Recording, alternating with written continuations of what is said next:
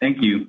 Good morning to everyone. Thank you for joining us either by phone or online for the Black Stone Minerals September 2025 investor presentation. Today's call is being recorded and will be available on our website along with the presentation that was posted last night. Before we start, I'd like to advise you that we will be making forward-looking statements during this call about our plans, expectations, and assumptions regarding our future performance. These statements involve risks that may cause our actual results to differ materially from the results expressed or implied in our forward-looking statements. For a discussion of these risks, you should refer to the cautionary information about forward-looking statements in our presentation and to the risk factors section of our 2024 10-K. We may refer to certain non-GAAP financial measures that we believe are useful in evaluating our performance. Reconciliation of those measures to the most directly comparable GAAP measure and other information about these non-GAAP metrics are described in the appendix of our presentation distributed yesterday, which can be found on our website at www.blackstoneminerals.com. Joining me on the call from the company are Tom Carter, Chairman, CEO, and President, Taylor DeWalch, Senior Vice President, Chief Financial Officer, and Treasurer, Steve Putman, Senior Vice President and General Counsel, Fowler Carter, Senior Vice President, Corporate Development, Chris Bonner, Vice President, Chief Accounting Officer, Travis Frazier, Director, Corporate Development, and Natalie Liddell, Director, Corporate Planning. I'll now turn the call over to Tom. Thanks, Mark.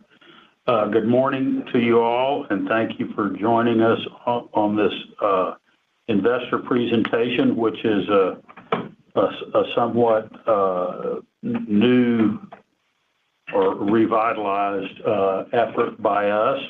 And we are excited to share with you some of our excitement about the future of our company.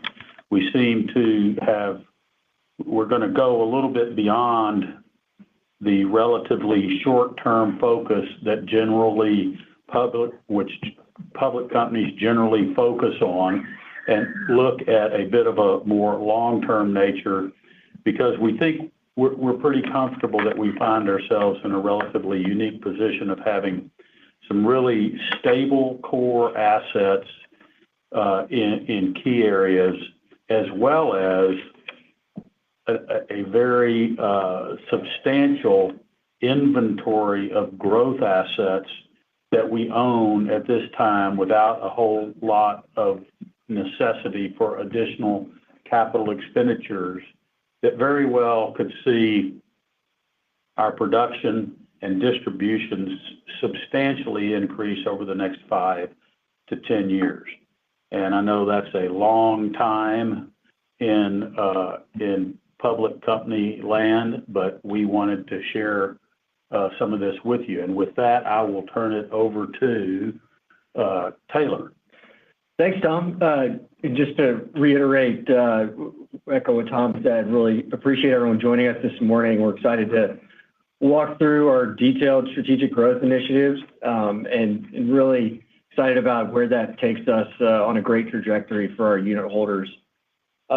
Turning to slide 4, this really starts with the pillars of our strategy being embedded organic growth and extensive asset development and inventory across the major basins, which we're going to go into in quite a bit of detail throughout these slides. We've talked about it quite a bit recently and more so in the recent quarters, but the Blackstone team has spent considerable time the last couple of years really delineating and acquiring acreage in the expanding Shelby Trough and putting it into play with operators via these contractual development agreements, as well as staying focused on activity across all of the assets and really across all of our vast leased and unleased mineral footprint to see where there's opportunities across the lower 48. And just want to take a minute to really commend the Blackstone team on all these efforts that lead to production doubling over the next 5 to 10 years, resulting in just tremendous growth that we see for the Blackstone unit holders, and notably while maintaining very conservative and peer-leading leverage. I think those are some of the key tenets that we want to hit on today. So as outlined, like I said, on slide 4, it starts with a firm technical understanding of the subsurface, which our team has spent quite a bit of time on, moving to targeted acquisitions of undeveloped minerals at very competitive prices, and then partnering with these operators on development agreements to provide that certainty on long-term development on high-interest acreage, and then providing that line of sight to annual well commitments as a baseline as we're thinking about our forecast, and excited to really spell that out later in the slides as we've done. And so in addition to those organic growth efforts, and primarily focused in the expanding Shelby Trough, as well as some opportunities that we're looking at, not quite ready to go into as much detail today, but we've also got substantial embedded inventory that Tom was speaking to across the major basins, and really want to touch on where that inventory exists and how we're aligned with some of the top operators and their plans in those major basins. I think that really provides a diverse foundation for the company as we're thinking about this long-term trajectory for our unit holders, balanced with both gas growth and oil growth, ultimately leading to growing distributions to greater than $2 a unit over the next 5 to 10 years, and just continuing to prioritize that long-term value for all of our unit holders. So with that, if we flip to slide 5, we really remain focused on our assets across the lower 48, which is colored in red and blue on the map here. And today we're going to focus on some of the core basins, being the Haynesville and the expanding Shelby Trough, the Permian, both in the Midland and the Delaware, and then also the Williston, all of which we continue to monitor all of our inventory there and see how that's going to inform our long-term strategy. Again, because of our expansion efforts, along with that substantial inventory, we look at about 20 plus years of inventory life, which we think just continues to provide that foundation for a lot of growth for decades to come. So next, we'll walk through this strategy a bit more numerically. So like we said, today we sit at about 33 to 35,000 BOE a day with sub 0.2 times leverage. We talked about that at second quarter earnings, and want to expand on that. And as we mentioned, the team has delineated a focus area of approximately 700,000 gross acres in existing and to-be contracted areas that, along with some of the incremental bolt-ons, leads to production doubling to 60 plus MBOE per day out in 2035, while maintaining very conservative leverage because of the acquisition strategy. So in addition to, like we said, the expanding Shelby Trough, looking at just all of our inventory across the basins really builds the foundation for this. Within the Shelby Trough specifically, speaking of that inventory, we see greater than 2,000 gross wells that have been unlocked and strategically positioned really with the current and coming sources of natural gas demand. So we're pairing both the inventory with the gas demand that is both here and growing. That boost in production leads to significant uplift in revenue and distributions over the next 5 to 10 years, as mentioned, leading to $2 plus per unit from about $1.20 per unit LQA right now.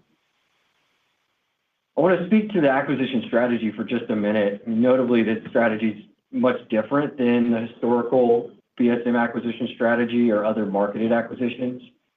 In the past, Blackstone spent upwards of $800 million to produce about a 5% CAGR pre-COVID, while also participating in working interest investments, which led to over a 1 times leverage. The philosophy now is to bolt on to existing assets through the subsurface technical analysis and maintain a conservative leverage ratio, because we're only utilizing about half the capital needed previously, while substantially increasing production volumes to the tune of about a 10% CAGR.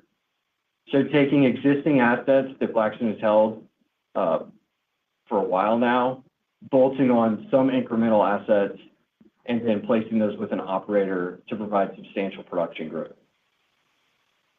So ultimately, Blackstone has line of sight to double production, maintain low leverage, partner with operators on high interest development agreements that provide more certainty on activity levels, and maintain a diverse, substantial set of inventory across all the major basins.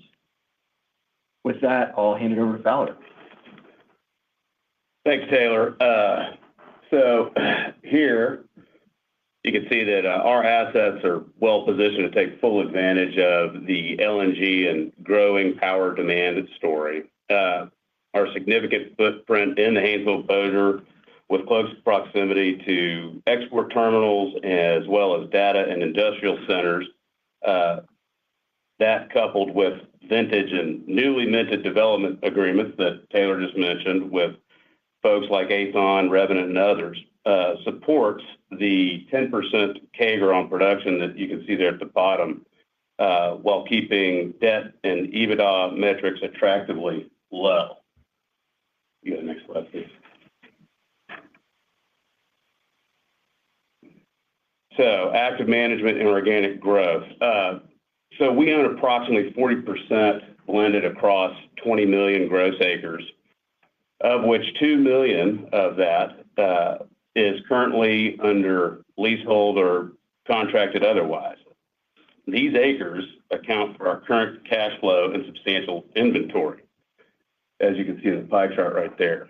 The remaining balance, or roughly 5.4 million net acres, is where our organic growth opportunities, like Hex, KLX, and some other ones that are in the pipeline, will come from. They are the end result of a lot of hard work by our land, technical, legal, commercial teams, and that combined work is what is going to get us to identify, market, and ultimately partner with operators and non-ops to delineate and further develop all these new areas. Next slide, please, Mark. So this slide highlights the visibility of our inventory pipeline. We average about 10% exposure to the lower 48 rig count, or 1 out of every 10 rigs at any given time being on BSM assets. This ultimately leads to a total of about 1,244 WIPs on our acreage over the last 5 quarters. Breakdown of that is 744 DUCs and 500 permits, all with a lot of those with marquee operators. And those are kind of just the highlights on that, and we can take more deep dive questions at the end of the presentation if anybody wants to dive deep in that later. And now I'm going to hand it off to Natalie and Travis to talk more about the Haynesville and other plays. Thanks, Fowler. Page 10 highlights the importance of the Haynesville and Middle Bossier as the cornerstone of our portfolio. From an activity perspective, there have been 2 trends that have materially shaped the direction of development over the past 5 years in the basin. First, while the core of the play has historically been in DeSoto, Red River, and Bossier parishes, full-scale development has expanded into Shelby Trough and Western Haynesville, unlocking hundreds of locations with attractive break-evens. And then second, heavy M&A has consolidated the basin into a few gas-focused independents, namely Comstock, Aethon, Expand, TGNR, and Apex. Each is pushing the limits of technical design with long laterals, refracs, specialty wellbores, steadily expanding the economic footprint in both the NFC and Shelby Trough. While the legacy core inventory is largely exhausted, the Shelby Trough now represents the engine of future growth in the basin, accounting for over 50% of remaining locations in the play and positioning the Haynesville as a durable long-term driver of Blackstone's portfolio. And importantly, the Haynesville is now directly tied to LNG export growth, linking its long-term economics to global gas demand.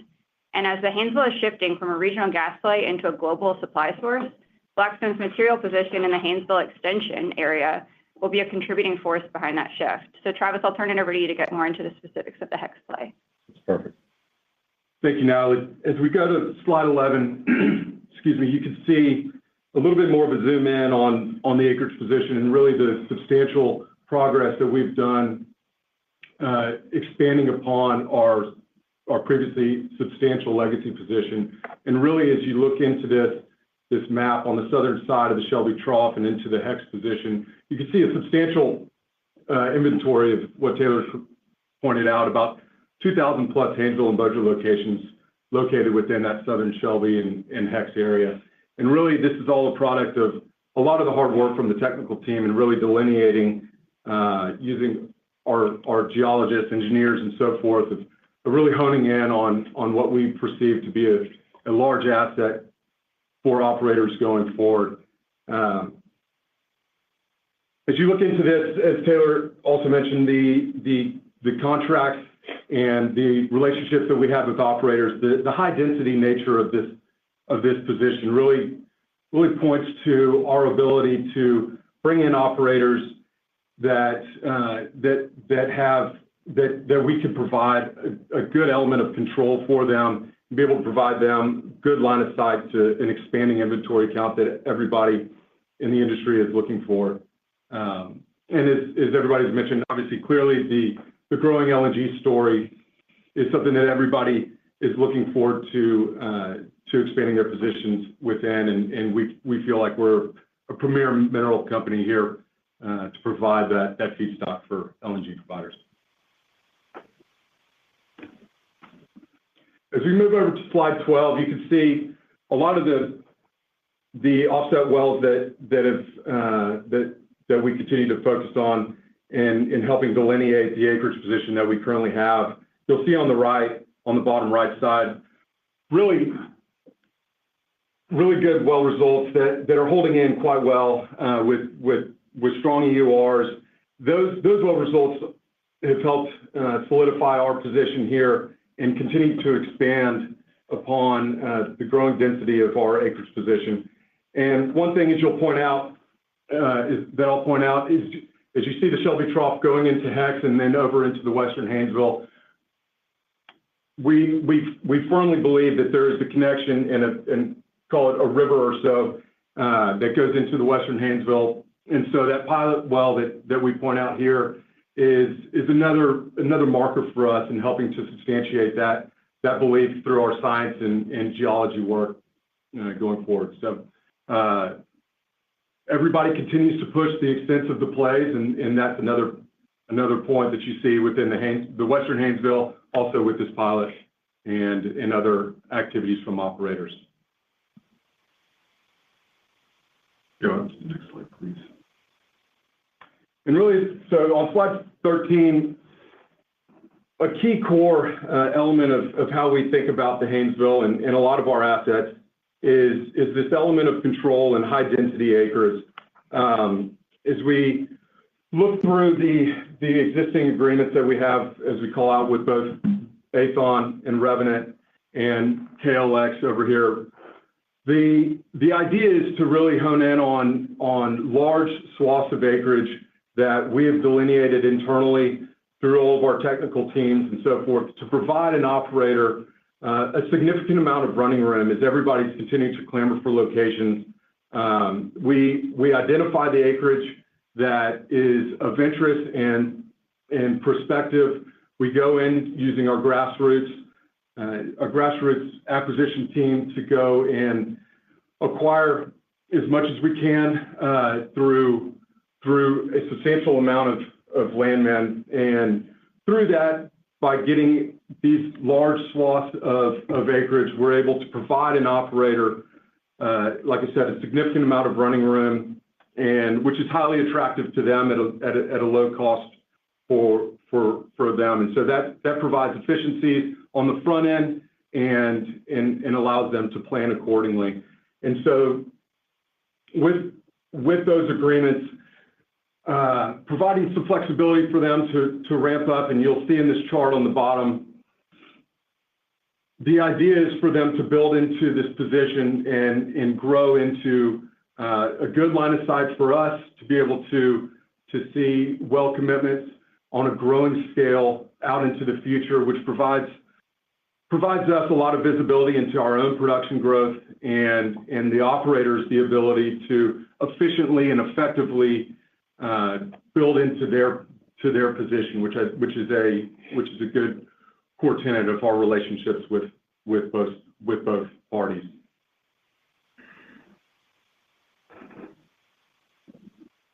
With that, I'm going to turn it right back to Natalie to dive into some of our other core assets. Yeah, so shifting gears a little bit to the remainder of our portfolio. On page 14, the Permian Basin is not just a premier oil basin, it's Blackstone's strategic hedge. It diversifies us away from gas concentration, stabilizes cash flows across cycles, and ensures we remain positioned to capture upside across both oil and gas markets. This is the busiest U.S. basin by rig count, with consistent development through cycles due to core Permian break-evens that are among the lowest onshore at $35 to $45 a barrel. Wells are primarily oil-weighted, but they deliver meaningful associated gas. And this dual commodity exposure gives us balance. Oil drives durable returns, and associated gas creates upside as U.S. LNG export demand grows over the next decade. Our runway in the Midland Basin clusters along the core from Martin through Midland County and up into Upton-Reagan County, with 75% of our remaining inventory concentrated in the central, north, and southwest subplays. Meaningful development in areas with the basin's highest location, NPV, and deepest stacked pay underpins the reliability of our oil-weighted forecasts in this area. The post-M&A consolidation wave, namely Exxon Pioneer and Diamondback Endeavor, has created highly capital-disciplined operators capable of drilling increasingly long laterals, efficient multi-zone co-development, and the appetite to consistently keep pads turning and tills flowing through cycles. Rigs on Blackstone acreage started the year elevated and drifted modestly lower into the mid-year, but the mix stays stable. Exxon and Diamondback carry the bulk of the rigs, and other operators fill in the remainder. Blackstone saw an average of 17 rigs a month on our acreage between these two operators in the first half of 2025. So what we're seeing is that the scale operators are still setting the operational cadence, even as the basin trims rigs for efficiency. And for us, that means multi-year visibility, where we're overlapped with Exxon and Diamondback, because operator scale plus runway equals reliability for us. And then moving to page 15, the Delaware Basin. Our position clusters around the core Loving County Fairway, the Central West, and the South Sussex Central areas, with smaller pockets in the northwestern margin and eastern margin. Our estimated inventory depth of close to 4,000 gross locations translates to well over 10 years of inventory at current rig rates. The core of our inventory is held by a handful of scaled publics. ConocoPhillips across much of the northern central fairway. We have sizable contiguous blocks with Coterra and Devon around the western state line, Occidental through the central southern trend, and slightly scattered exposure to Chevron and a handful of others throughout the basin. Operationally, we've seen a modest step down in rigs since January, but the mix is stable, and we expect development to continue around current rates for the remainder of the year. Because even with lower headline rig total than we see in the Exxon and Diamondback pairing in the Midland Basin, the scale operators are similarly setting cadence for the Delaware. Again, operator scale plus continuity and inventory equals reliability for us. So overlap with these operators means multi-year visibility into pad turns and tills. On page 16, moving over to the Williston, is a late life relative to the Permian or Haynesville. So this is our steady, low decline oil play. Limited runway, but reliable cash flows. And this is where we think concentrating our focus on sections under top quality operators is the best way to protect pace and realized value for our shareholders. Because inventory depth is thinner and most core acreage has already been drilled, forward growth is structurally more limited and more dependent on efficiencies for success. So Chord, Continental, Chevron, and Conoco are scaling to 3 to 4 mile laterals, optimizing cube development to lower dollar per foot costs, and beginning refracs and brownfield work in Middle Bakken and Three Forks to extend runway and add barrels without large step outs. For Blackstone, this means runway is selective, but not gone. A significant portion of our remaining units are in the best neighborhoods, but development cadence will be operator and program driven rather than basin-wide growth. Cash flows are durable, but price sensitive in the Williston. As the mix shifts outside the tier 1 areas, break-evens rise, and the Bakken becomes slightly less reliable for us in a lower price environment. Although 60% of our estimated remaining inventory is held by Continental, Chord, Chevron, and Conoco, and those 4 operators largely controlling the cadence of development in the basin, make us hopeful that our expected returns are somewhat protected against the downturn. In a mature basin like this, we believe that reliability matters more than the headline rig count. And now I'm going to hand it back over to Taylor. Great. Thanks, Natalie, and thanks, Travis, for walking through the different basins and different assets. So all of that really culminates, again, in just a substantial growth through inventory development and the growth initiatives in the expanding Shelby Trough, as outlined on slide 17.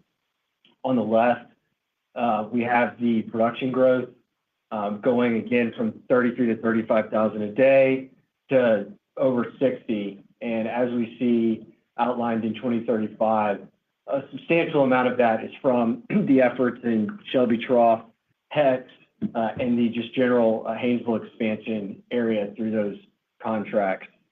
As Natalie was pointing out, though, it really comes back to the diversity of our assets, and we're thinking about our revenue and our forecasted revenue, both on a gas and oil basis. I think that that's what really differentiates Blackstone and the diversity of the assets, and just that foundation of oil and gas mix as we think about growing into the future. So going from about $425 million in revenue in 2025 to 650 plus, with both oil and gas playing a critical role in that growth. So important to our unit holders, as we outline on slide 18, is the consistency of capital return via distributions. And we've maintained that philosophy for a long time through various cycles. Of course, right in the middle of the chart, COVID was exceptionally difficult, but otherwise we've prioritized transparency and consistency in our mindset of capital return. This is no different on a go-forward basis, where limited debt and production growth leads to beneficial distribution growth for the long term for our unit holders. Of course, where we are right now, we think is just a springboard for where we're headed in the future for distributions. On slide 19, speaking again to debt, this limited debt has been a theme for a while for us. Earlier, I spoke to the changing philosophy in our acquisition program and the implications on our debt. Currently, our elected commitment amount on the borrowing base is $375 million. And in second quarter, we had just $99 million borrowed. We prioritize limited debt to give BSM the maximum flexibility and prioritize capital returns to our unit holders. And as we said, we continue to think about that for the long term throughout this forecast and our strategy. Finally, on slide 20, another consistent theme for us has been our hedging philosophy. We think that this philosophy, kind of maintaining a strategy of 60 to 7% of volumes a year and a half to 2 years out, really ensures that steady cash flow and limits the volatility in the commodities to provide that consistency of returns to our unit holders that they certainly appreciate. So here we've outlined both our current oil and gas position through 26 and into 2027. So with that, I will hand it over to Fowler. Thanks, Taylor. All right, well, to reiterate and just drive home all the points here that the team has made, Blackstone remains dedicated to growing our long-term unit holder value and distributions, and doing that through active asset management and organic growth initiatives, all of which are underpinned by substantial inventory and growing natural gas demand. All that culminating to ultimately a doubling of production and $2 or better per unit distribution over the next 10 years. And that's it. Any questions? Thank you. If you would like to ask a question, please press star one on your telephone keypad.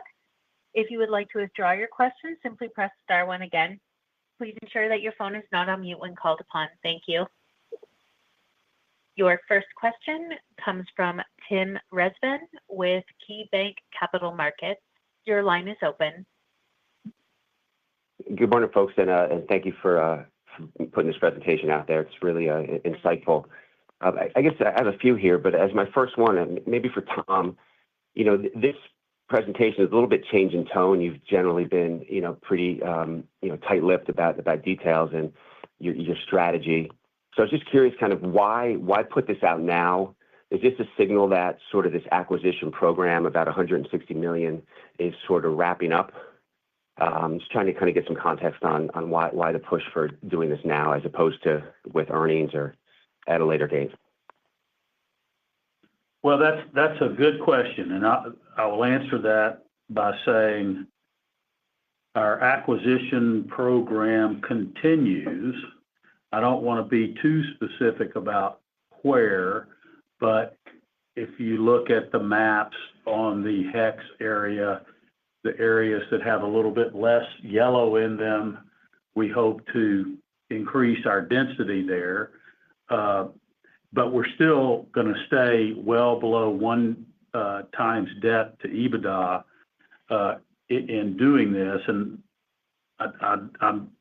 we think we have a competitive advantage out there, and we will keep growing to a certain extent. But at the same time, we have enough critical mass in these areas to be able to have inked and are in the process of inking additional exploration agreements with folks that are capable, well-capitalized operators to drill a lot of wells on a regular basis in a drill to earn capacity, okay, which is different than giving somebody a 100,000-acre lease with a 5-year primary term, and maybe they drill some wells and maybe they don't. We've seen, all of us that have been in the industry over time have seen great expectations come and fall down and not be realized. And that could certainly still happen in the world we live in today. But I would tell you that I think that the reliability and the stability of the gas market as we see it going forward for the next 10 plus years is seems to have as little volatility potential in it as I've seen in the past. And so we see ourselves having a very strong liquids base in the Permian and in the Williston and other areas.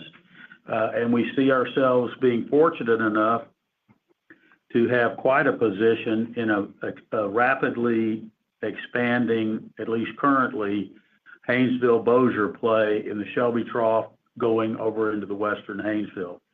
And once again, I want to capture this. At about, call it 200,000 acres in that area that we have under control, that we have science on, and we know where wells are being drilled and are going to be drilled.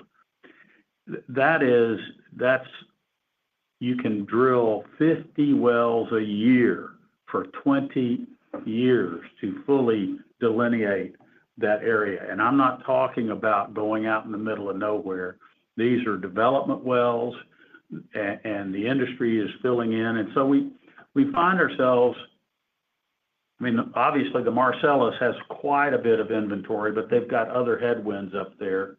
And going into a global AI natural gas-fired electrical plants, I saw where Entergy got approved for 2 plants, one in Cleveland, Texas, and one in Port Arthur, Texas recently. Those are right next to our Shelby Trough acreage. And if there is a time when natural gas is going to be reliable, this is it. And we've got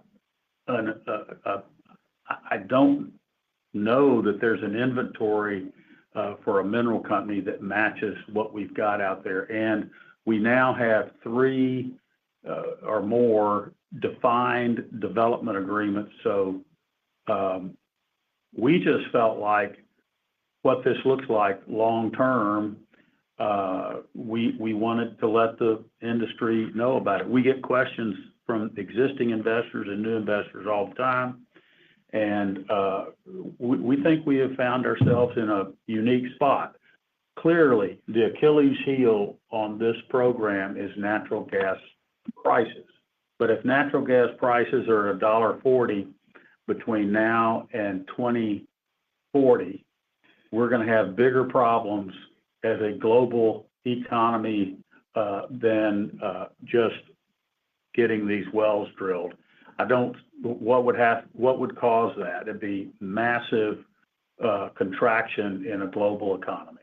And so we're putting the chips all on the table. Okay. I appreciate that. That full. I hope that answered your question. That did. It's good to know you're still blocking up, but you have the core.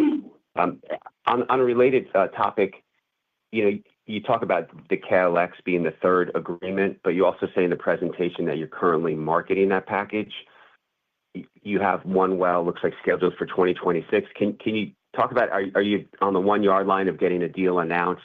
You seem highly confident that program will be going in 2026. So can you just talk about where you are with KLX?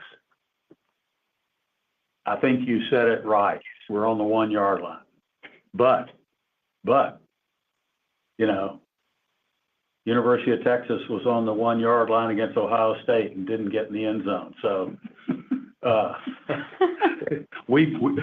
that doesn't mean we're going to get in the end zone, but we sure think we are. And right after this call, there's going to be quite a lot of discussion about placing that ball in the end zone in a very discrete, short period of time. Okay. And I told the team a little bit jokingly that when we get that one closed, we've only got to do 5 more before Christmas. Okay.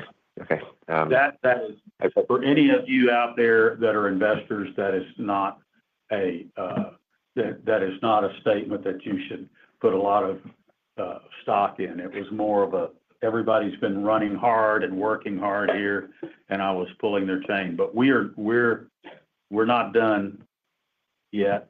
If you look at that map at Trinity County, we have hundreds of thousands of acres already owned in Trinity County, which is underlain by the same play that is going on in Hex and the Kurth Lake KLX. It's just deeper, and we'll take a short breather when we get KLX closed, but then we'll start our manic acquisition program over again. Okay. If I could just sneak a third one in, and then I'll turn it back. Pretty intriguing, this Bobby Yancey pilot that was drilled in Houston County. It looks like a vertical well, and there's some scuttlebutt on, if it's a true operator name or if that's an alias being used by a larger operator. Can you talk about why you're optimistic? Was that well fracked? Is your optimism just based on logs that you pulled? And can you give any color on who maybe drilled that vertical pilot? I'll tell you what we see in that deal. We think Expand is the actual capital behind that. I mean, that's industry knowledge. It's not anything we know. And we have talked to people who have specific knowledge about that well, and we've tried to get them to tell us about it, and they've said they're under confidentiality and they're not going to do that. But they are, they speak pretty. In my experience, I've never seen a tight hole that's a dry hole be tight very long. And in addition to that, Expand and others have bought 70 to 80,000 acres of oil and gas leases around that well, going back to the east, approaching the western end of our KLX project. So we've reviewed a tremendous amount of 3D data out there as well as 2D data, and we see the same technical footprint going from Angelina County through Houston County, through Cherokee County, all the way over into the western Haynesville. We also see expansion in the section between the Knowles line and the, you're probably getting more than you wanted to hear here, and the Smackover, which is the interval that is of interest with the Haynesville and Bossier in it. And it expands as you go west by as much as 2 to 2.5 fold. And if you look at some of the subsurface control points that are available in the western Haynesville, the Bossier section is up to 800 plus feet thick, as opposed to 150 feet thick in the core Shelby Trough. And that's reserves. And you can drain probably 100 plus vertical feet with one well bore. So every one of those wells may be the equivalent of 4 or 5 wells. So there's a lot of upside, and there's a lot of known knowns as we move from the east to the west. I would also add that it's long been a technical thesis that this depositional environment that created the Haynesville expanded all the way over to Freestone County. But it took quite a long time for operational efficiencies to be able to drill laterals at that depth. And so now that the inventory in the Haynesville is being exhausted, operators have the capability to drill longer, deeper wells in these temperatures at a more cost-efficient rate. And we're seeing that delineation at this point in time. Our exploration agreements that are in place work kind of like this. As you ramp up from, say, 10 wells a year to 25 wells a year, there's plenty of drilling for multiple years to come that is development drilling off of existing production in the Shelby Trough, like next door to stuff in Angelina County that's already in production, and moving slightly west, there's tons of inventory there. And in order to be able to harvest that inventory, we are embedding in our agreements requirements for large step-out wells to test the unknown area, or the less known areas, and backfill. And so, and if these guys quit drilling these wells, what happens? They just give us all the inventory back, and we'll try to place it with somebody else. So once again, we're optimistic that we've got a lot of economic inventory at $3.50 to $4 gas. And we're also subscribing to the theory that the LNG and AI and gas-powered electrical generation will cause the next 10 to 15 years of the gas market to not be perfect, but more reliable than it's been over the past 15 years. Excellent answers. Really appreciate all the color today. Thank you. Once again, if you have a question, it is star one. Your next question comes from Derek Whitfield of Texas Capital. Your line is open. Good morning, all, and thanks for hosting the business update event today. With respect to your 2030 outlook, could you speak to what broad assumptions underpin this 50% growth through 2030? Absolutely. This is Taylor. I think the most significant assumption that I would point you to is the Shelby Trough gross spuds ramp in activity. We really look to those contractual agreements to ramp through the next 5 years or so, which provides a significant amount of that gas production growth that leads to the 2030 and 2035 outcomes. Terrific. And maybe just leaning in on the Haynesville and extensional areas, what degree of productivity and spacing are you guys assuming in the Hex area?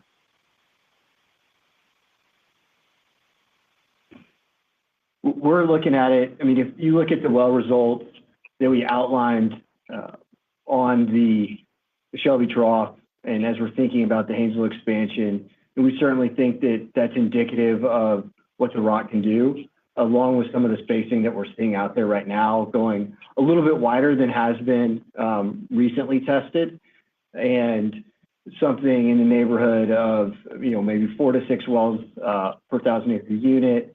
And I think those EURs that are in the 2 to 2.5 BCF per 1,000 foot range, I think those are a solid assumption. I think that there's absolute room for upside above that as we think about the general productivity trend continues to follow the dip downwards, and with pressure and increasing depth, we have seen productivity increase. So we're certainly interested to see, as Tom was alluding to, kind of further delineate some of the pieces of Haynesville expansion. We could certainly see additional both productivity and wells per unit as we're thinking about the thickness of the rock.